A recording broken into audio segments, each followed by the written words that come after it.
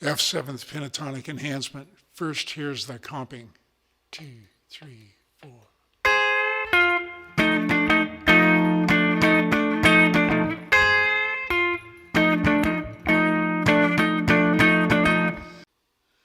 Core melodic rhythm is the rhythmic basis of melody. There's usually 1, 2, or 3 locations in a bar that are most important, and a number of attributes can determine those, such as multiple instruments playing at that location in time, a high pitch, or an accent.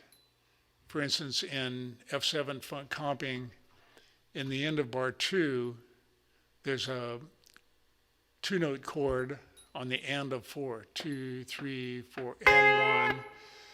And in the next bar, there's a melody note in the accompaniment and a snare at the same time. And then on beat 3, there's another note in the accompaniment, the melody in the accompaniment, that first note. And those seem to be the most important points.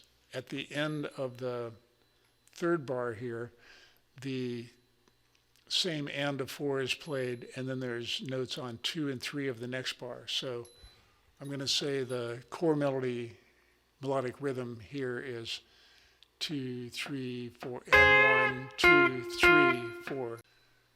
Now we're going to build an order of melodic importance, starting with the chord root. It could start with any one of the triad chord tones, or even a 7th or 6th, but most commonly the root. On the upper right, you see a diagram of an F minor arpeggio in the 8th position. The 1 circled on the 5th string is F, and circled on the 3rd string, 10th fret, is F, an octave higher. And here's the arpeggio: 5, 1, flat 3, 5, 1, flat 3, 5. And I'll use this F on the 3rd string with that core melodic rhythm that we determined, like this.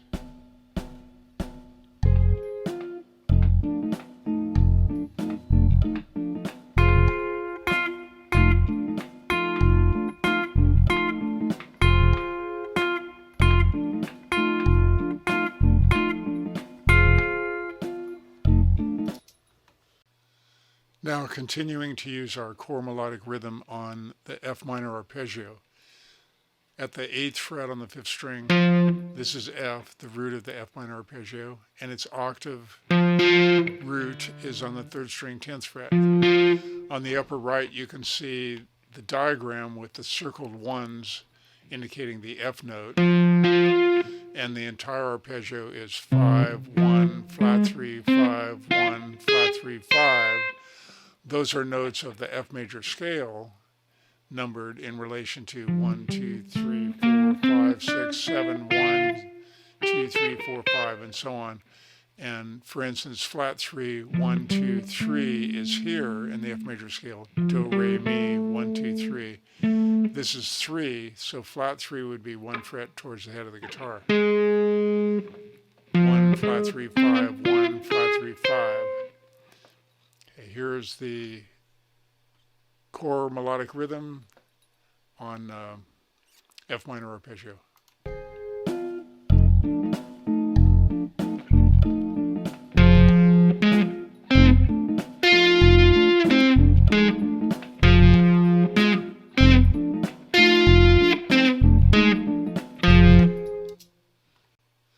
Now we'll use the core melodic rhythm on the F minor 7th arpeggio.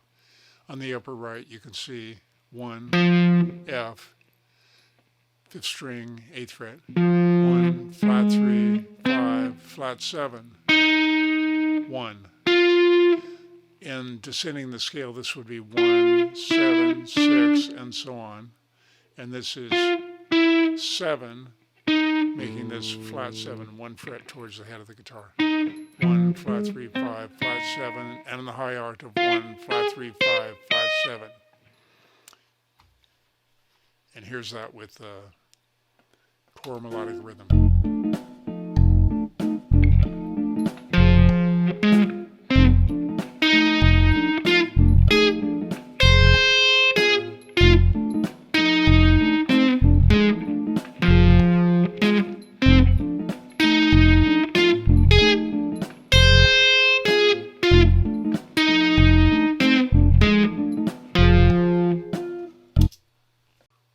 Now for some microtonal bends. A microtonal bend bends a flat third, a flat fifth, a flat seventh, or a flat ninth, most commonly a flat third, toward the natural version of the same note. For instance, in F, as you can see on the upper right, this is a flat 3.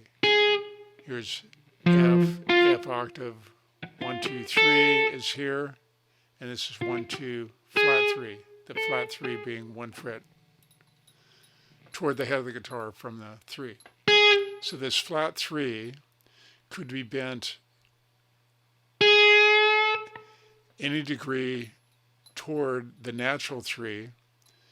If you're on a minor chord, it's best that it's bent something like 25, 30, 40% toward the next note. So you're bending toward this, but not all the way up. You're bending just enough to express the longing, you might say, for the major third. And if you're on a minor chord, to avoid clash with the other instruments, you wouldn't bend it very far. You wouldn't want to get close to this major third. If the accompaniment is playing a minor chord, you wouldn't want to sing or play that major third against it, so you just slightly bend it, hinting the major third. If you were playing on a major chord, you could bend it closer to the note, maybe not 90% toward the note, because then it might sound out of tune, but something like that. There's the major third, and I'm bending just below it. This accompaniment has major thirds and minor thirds both, so I'm mainly treating it as minor and using a slighter bend. Okay, here are those bends, which should be, by the way, done gradually by default, so that they're recognizable. If you do it too fast, like this, the listener might not recognize the microtonal bend. In the music notation, the microtonal bend is indicated with a symbol that looks like a Nike logo or a sickle. You can see my cursor right here pointing at it.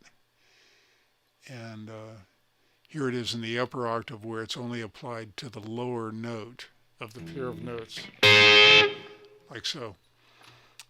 In the tablature, it's shown with a upward pointing curved arrow and 1/4, meaning 1/2 of a half step, being that a fret is a half step and 1/4 would be half that much.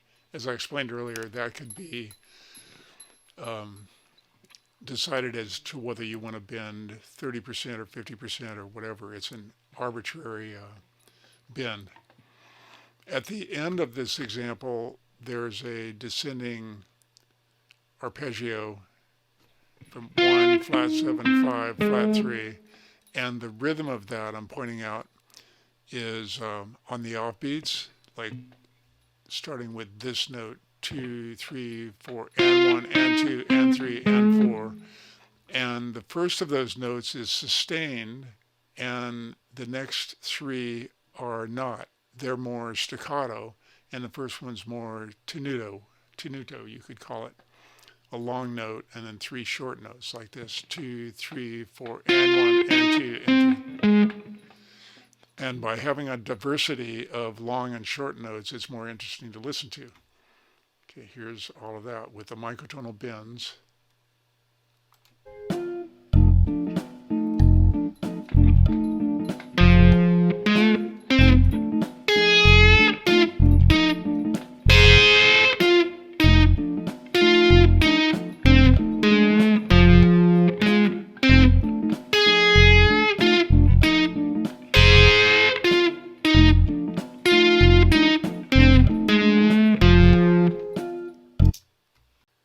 Flat 3 before 3 ascending or descending. Using flat 3 before 3 is a chromatic note on a chord that has a 3 in it, such as on the far right diagram, you can see 1, 5, flat 7, 3, makes an F seventh chord. And that could be ornamented by playing flat 3 before the 3. 1, 5, flat 7, flat 3, and then 3.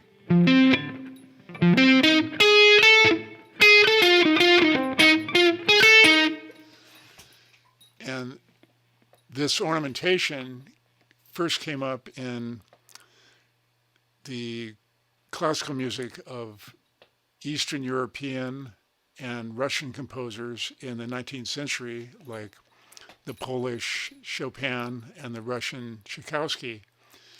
And as jazz developed in the United States, African Americans only had the opportunity to listen to classical music in marching bands, or perhaps in a setting at a plantation where they were part of the service staff. But without exception, just about every African American ragtime piano player, like Thelonious Monk, studied classical music and certainly heard these Eastern European and Russian composers using the chromatics, and they incorporated them into ragtime, which went into blues, along with blues, into jazz and rock and swing and all the other American improvisational styles. As that developed through repertoire, this convention was established that 3 is played after flat 3. Flat 3 is played before 3, whether you're ascending or descending. So if you ascend the scale, looking at the right diagram, 1, flat 3, 3, 4, 5, flat 7, 1. I'm playing the pentatonic scale, but with a flat 3 before 3, adding in a natural 3. 1, flat 3, 3, 4, 5, flat 7, 1. When you descend, you still play the flat 3 before 3. 1, flat 7, 5, 4, flat 3, 3, 1. If you hear that out of order like this, it should sound odd to you, because that's not how you hear it in repertoire most of the time. Exceptions to that were made with, for instance, Paul McCartney's fade-out solo on Ticket to Ride, or the melody to James Bond. The James Bond theme has a natural version of a note played followed by a flat version of the note, like 3 to flat 3 or 7 to flat 7. So in this example, that convention's followed, and right here you can see it's descending. That's 5, flat 3, 3, and notice those are out of order of pitch. In order of pitch, it would be 5, 3, flat 3, coming down, but it's 5, flat 3, then 3.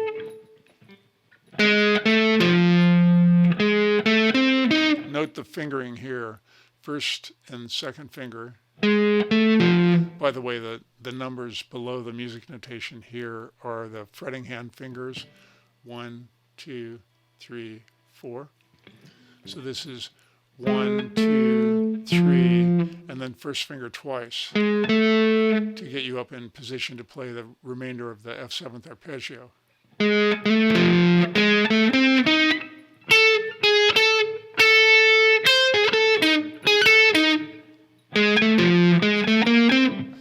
Okay, here's that with the track.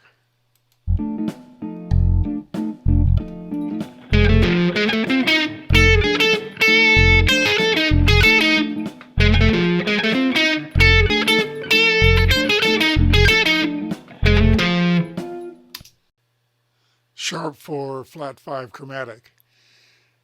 Of the two diagrams on the upper right, the one on the left is a minor pentatonic, 1, flat 3, 4, 5, flat 7, 1, with added natural 3. 1, flat 3, 3, 4, 5, flat 7, 1, as we just covered in the last section. Now we're adding a tone before 5, below 5, sharp 4. So you have a chromatic to pass between 4 and 5. Or between 5 and 4, descending, it would be called flat 5, 5, flat 5, 4. And it could be used in place of the flat 5, calling it flat 5, making a new scale 1, flat 3, 4, flat 5, flat 7, 1. Minor pentatonic with a flat 5.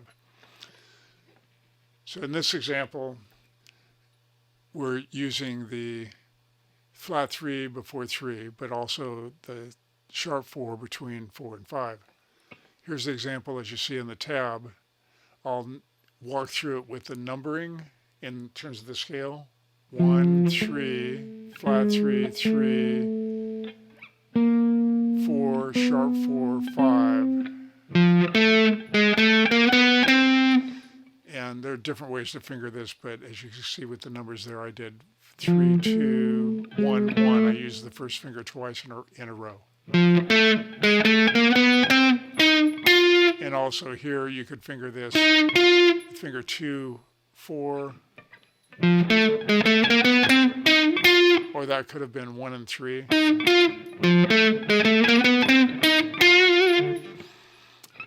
Then next is this high 5.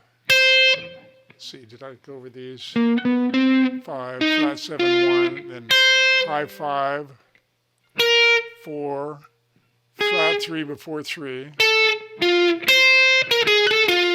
and then 5, flat 5, 4. Remember the flat 5 could also be called sharp 4.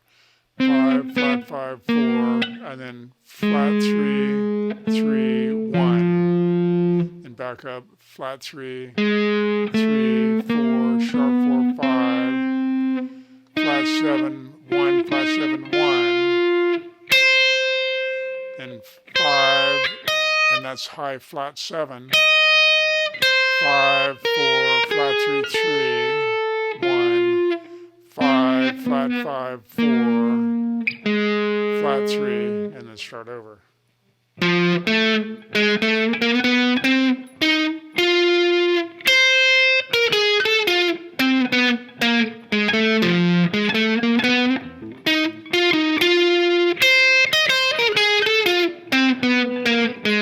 And here's that with the accompaniment.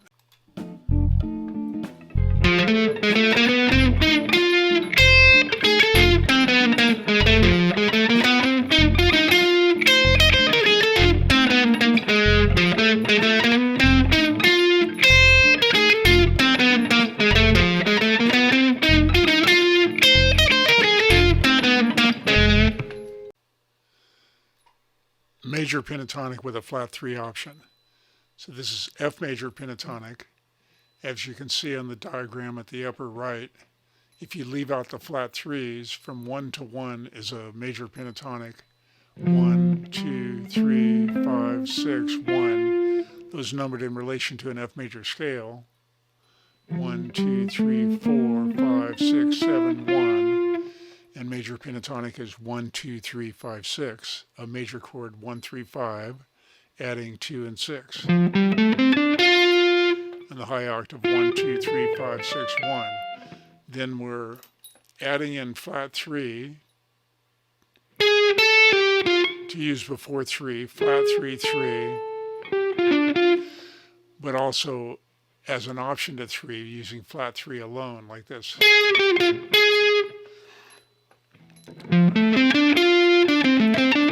With 3 there's a brighter mood.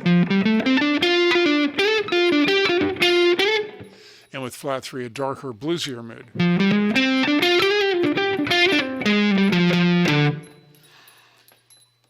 Okay, the numbers immediately below the music notation here are the fretting hand fingers that I'm suggesting.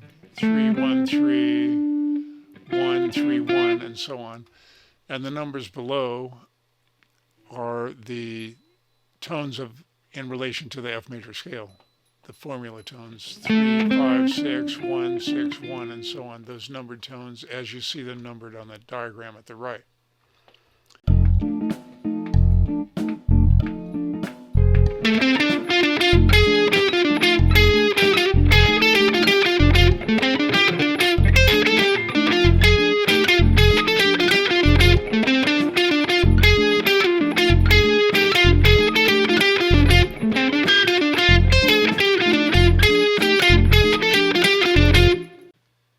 Thanks for watching. Future videos will cover chromatics between flat 7 and 1, 2 and 3. So here's F in the 8th position. F minor pentatonic. I just put a sharp 4 in there. Chromatics can also be between flat 7 and 1. 1, 7, flat 7. Or between 2 and 3, that would be more commonplace in major pentatonic. Here's F major pentatonic in the 10th position. And between 2 and 3, 1, 2, sharp 2, 3, or descending 3, flat 3, 2.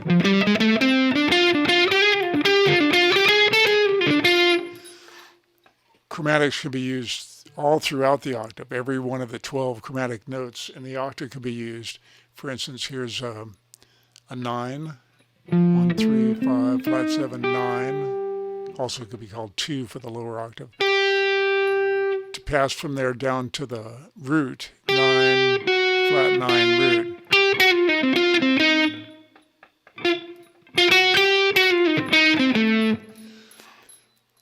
Synthetic pentatonics are based on either a 7th chord of any type and adding tones 2, 4, or 6, versions of tones 2, 4, or 6. For instance, here's a major 7th arpeggio, 4 notes, and by adding, I'll say 4 to this,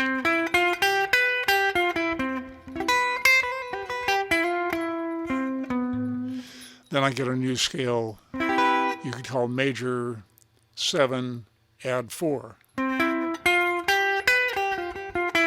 Pretty scale.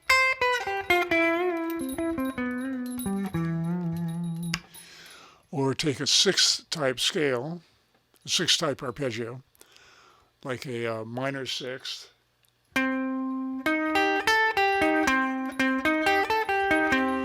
and add a 2 to it, which is the same as major pentatonic with a flat 3.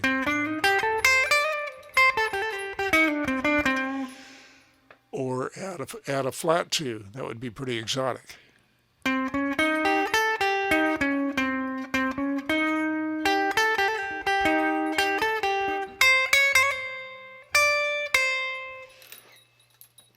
Or add a 4 of some kind, let's say a sharp 4.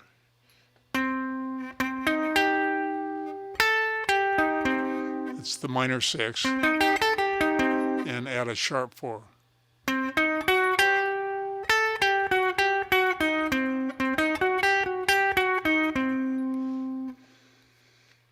All of these subjects you can look at now in my course, Guitar, Improv, and Comping.